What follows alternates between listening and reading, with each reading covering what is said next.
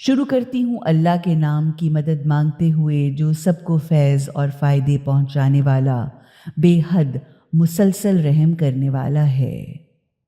قاف۔ قسم ہے بڑے مرتبے والے قرآن کی کہ ہم نے آپ کو رسول بنا کر بھیجا، بلکہ کمال ہے کہ انہیں اس بات پر تعجب ہوا ہے کہ برائی کے برے نتائج سے ڈرانے والا انہی میں کیسے آ گیا۔ اس پر کافروں نے کہا کہ یہ تو ایک عجیب بات ہے، کیا جب ہم مر جائیں گے اور مٹی ہو جائیں گے تو پھر دوبارہ زندہ کر کے اٹھائے جائیں گے؟ یہ واپس آنا تو عقل سے بہت دور ہے، حالانکہ ہمیں تو وہ سب کچھ معلوم ہے جو زمین ان کے جسم میں سے کھا کر کمی کرتی ہے، کیونکہ ہمارے پاس ایک رجسٹر ہے جو ہر چیز کو محفوظ رکھنے والا ہے۔ اصل بات یہ ہے کہ ان لوگوں نے حق کو اسی وقت جھٹلا دیا جب وہ ان کے پاس آیا، اسی وجہ سے اب وہ الجھن میں پڑے ہوئے ہیں۔ کیا انہوں نے اپنے اوپر آسمان کی طرف نہیں دیکھا؟ ہم نے اسے کس طرح بنایا اور سجایا، پھر اس میں کوئی شگاف یا سوراخ تک نہیں ہے، اور ہم نے زمین کو پھیلایا، بچھایا، پھر اس میں پہاڑوں کو جما دیا اور اس کے اندر طرح طرح کی خوبصورت اور خوش منظر چیزیں اگا دیں۔ یہ سب آنکھ کھولنے کا ذریعہ، سبق لینے والی چیزیں اور یاد دہانی کا ذریعہ ہیں، ہر اس بندے کے لیے جو اللہ کی طرف رجوع اور توجہ کرنے والا ہے، یعنی حق کی طرف رجوع کرنے والا ہے۔ پھر ہم نے آسمان سے برکت والا پانی اتارا اور اس سے باغ اگائے، فصل کے غلے اور اونچے اونچے کھجور کے درخت پیدا کیے، جن میں تہ بتہ پھلوں سے لدے ہوئے خوشے پیدا ہوتے ہیں۔ یہ سب انتظام ہے بندوں کی روزی کا۔ اور اس پانی سے ہم نے مردہ زمین کو زندہ کر دیا۔ مردوں کے دفن ہونے کے بعد ان کا زمین سے نکلنا اسی طرح ہوگا۔ ان سے پہلے نوح علیہ السلام کی قوم نے بھی جھٹلایا اور رس والوں نے بھی جھٹلایا، اور سمود، عاد اور فرعون اور لوط کی قوم والوں اور ایک اور تبع کی قوم، غرض ان میں سے ہر ایک نے رسولوں کو جھٹلایا، تو وہ میری سزا کے وعدے کے مستحق ہو گئے۔ تو کیا ہم پہلی مرتبہ کی تخلیق سے تھک چکے ہیں؟ پھر وہ لوگ ایک دوسری نئی تخلیق کے بارے میں کیوں شک میں پڑے ہوئے ہیں؟ ہم نے ہی تو آدمی کو پہل پیدا کیا، اور ہم ان کے دل میں پیدا ہونے والے خیالات اور وسوسوں تک کو خوب جانتے ہیں۔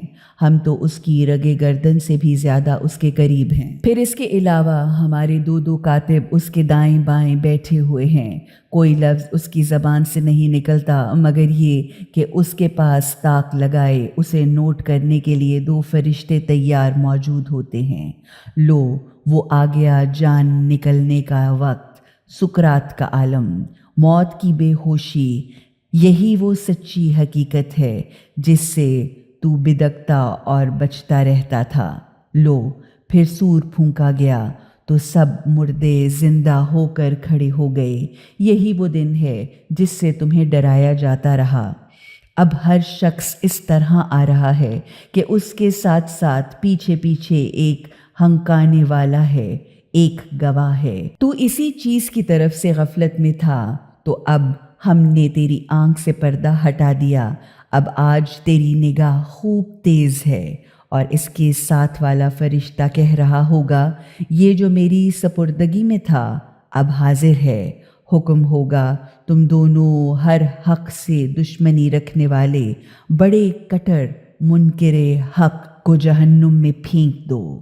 جو خیرات اور بھلائی سے ہاتھ روکنے والا ہو، حدوں سے تجاوز کرنے والا ہو، اور دوسروں کو بھی شک و شبہ میں ڈالنے والا ہو، جس نے اللہ کے ساتھ دوسرے خدا بنا رکھے ہوں، تو ایسے کم بخت کو تم دونوں سخت سزا میں ڈال دو۔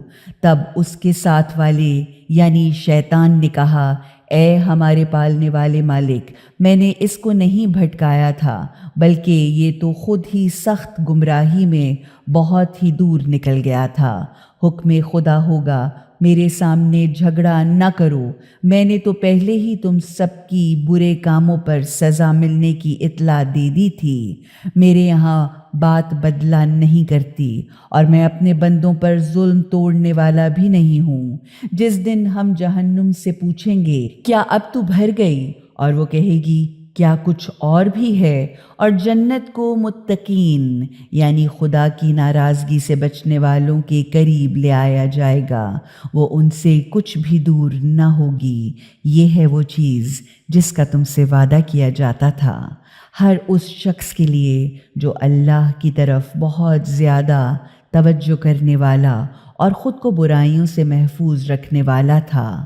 غرض جو کوئی بھی بغیر دیکھے خدائے رحمان سے ڈرتا ہوگا اور اس دل کے ساتھ آئے گا جو خدا سے لو لگائے رہنے والا ہو، یعنی خدا کی طرف رخ کیے بار بار اسی کی طرف پلٹنے والا ہو، ایسے سب لوگوں سے کہا جائے گا تم لوگ اس جنت میں امن و سلامتی کے ساتھ داخل ہو جاؤ، یہ ہمیشہ کے رہنے کا دن ہے۔ ان کے لیے اس جنت میں وہ سب کچھ ہوگا جو وہ چاہیں گے، اور ہمارے پاس تو اس سے بھی کہیں زیادہ اور بہت کچھ ان کے لیے موجود ہے۔ ہم نے ان سے پہلے بہت سی قومیں ہلاک و برباد کر ڈالیں جو ان سے طاقت میں کہیں زیادہ تھیں، اور انہوں نے تو دنیا کے تمام ملکوں کو چھان ڈالا تھا، تو اب بھاگنے کا کوئی راستہ ہے؟ حقیقت یہ ہے کہ اس میں عبرت کا سبق اور یاد رکھنے کی باتیں ہیں ہر اس شخص کے لیے جس کے پاس سوچنے سمجھنے والا دل ہو، یا جو کان لگا کر حقیقت کو سنے، اس حالت میں کہ اس کا ذہن بھی حاضر ہو۔ اور ہم نے تو آسمانوں اور زمین کو اور ان کے درمیان کی ساری چیزوں کو 6 دنوں یعنی 6 مرحلوں میں پیدا کر دیا، اور ہمیں ذرا سی تھکان بھی نہ ہوئی۔ تو جو کچھ بھی وہ ہمارے بارے میں کہتے ہیں اس پر صبر کیجیے، اور اپنے پالنے والے مالک کی تعریف و حمد کے ساتھ تسبیح کیجیے، یعنی اس کی بے عیبی، پاکی یا کمال کو بیان کیجیے۔ مراد نماز پڑھیے۔ سورج نکلنے سے پہلے، نماز صبح اور غروب آفتاب سے پہلے یعنی نماز ظہر و عصر اور رات کے کچھ حصے میں بھی اس کی تسبیح کیجیے۔ مراد نماز مغرب و عشاء اور سجدہ، مراد نماز کے بعد بھی تسبیح اور نوافل پڑھیے۔ اور سنو، جس دن ایک پکارنے والا ہر شخص کے بالکل قریب سے پکارے گا، جس دن سب لوگ حشر کا شور و غل ٹھیک ٹھیک سن رہے ہوں گے، وہ مردوں کے نکلنے کا دن ہوگا۔ غرض ہم ہی تو زندہ کرتے ہیں اور موت دیتے ہیں، اور سب کو ہماری ہی طرف پلٹنا ہے۔ جس دن زمین ان پر سے کھل جائے گی اور لوگ اس میں سے تیز تیز نکل رہے ہوں گے، یہی وہ حشر و نشر ہے، یعنی سب کو جمع کر لینا ہے، جو ہمارے لیے بالکل آسان ہے۔ ہمیں خوب معلوم ہے جو کچھ بھی کہ وہ کہتے رہتے ہیں، مگر آپ کا کام ان سے جبراً منوانا نہیں ہے۔ آپ تو بس قرآن کے ذریعے سے ہر اس شخص کو نصیحت اور یاد دہانی کرتے رہیے جو میرے عذاب کے وعدے یا سزا کے اعلان سے ڈرتا ہو۔